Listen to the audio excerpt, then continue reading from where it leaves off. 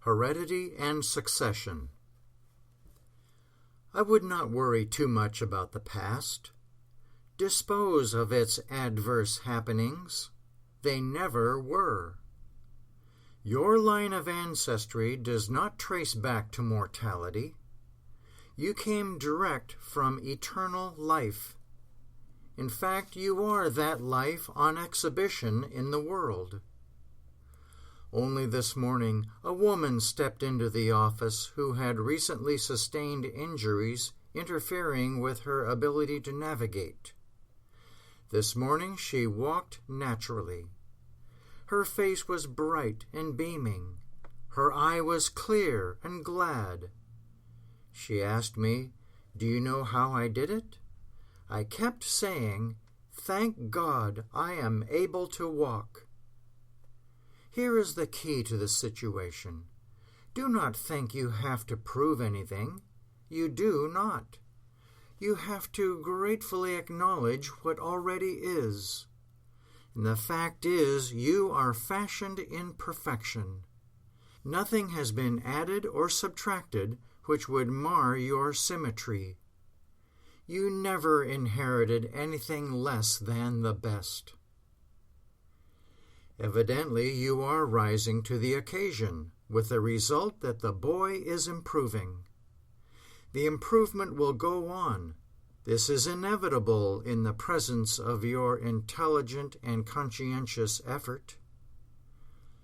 Whatever the mother may have done has had no effect on the boy. His heredity is in eternal life. He has inherited its qualities and none other.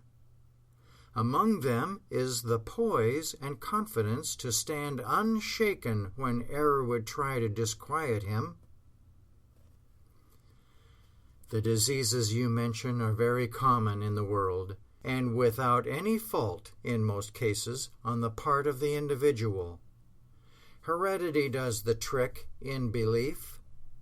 Therefore, annihilate the law of heredity with your patient by realizing that he did not come by the supposed route of human parentage. No one, in fact, comes that way. He started out from and with irrepressible life, and has not departed therefrom. How can his life be corrupted or fettered? It cannot and is not. Any excursions he may have taken involving contagious contacts are part of that dream in which, after all, he has not indulged. In other words, he has not been exposed. He is a spiritual man in the pure realm of spirit where no contagions enter. Declare these truths and others you are familiar with, and apply them very definitely to this man. Do not dreamily put them out on the Statue of Liberty.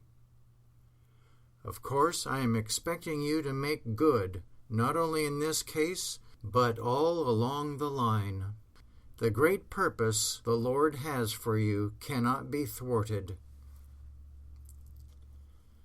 The rule of perfect God and perfect woman applies to the girl you are helping.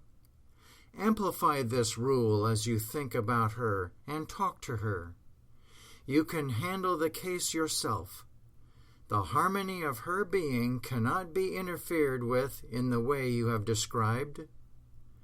Her heredity is from God. I came forth from the Father and am come into the world. Again I leave the world and go unto the Father, said Jesus. While Wordsworth paints this glorious picture, trailing clouds of glory do we come from God, who is our home. We are missing you tremendously, but knowing that you will soon be back bigger and finer than ever. Keep in thought how important you are and how desperately you are needed these days. This will speed recovery. You are full, this very moment, of an energy that cannot be depleted. It has never departed. The obsession of weakness, which tries to depress you, is temporary only. It will soon recede before the truth you so understandingly and faithfully voice. Perfect God and perfect woman is the rule of your existence, which means that God is the all and the only of your being. Thereby, Supreme Being becomes your being, and the power of endless life pervades your whole economy. Presently you will feel the impulse to put your feet on the floor and move about, and we will all be happy to see you back at your post before long. It may be that the ailment that annoys you is classified as hereditary. Anyhow, it is well to remember that one person can inherit nothing defective from another, because each individual comes from the perfect one, not from a mortal, and therefore succeeds to nothing evil or morbid. He succeeds to life satisfying, harmonious, and exhaustless. Writes Lydia Avery Ward, "Why bowest thou, O soul of mine, crushed by ancestral sin?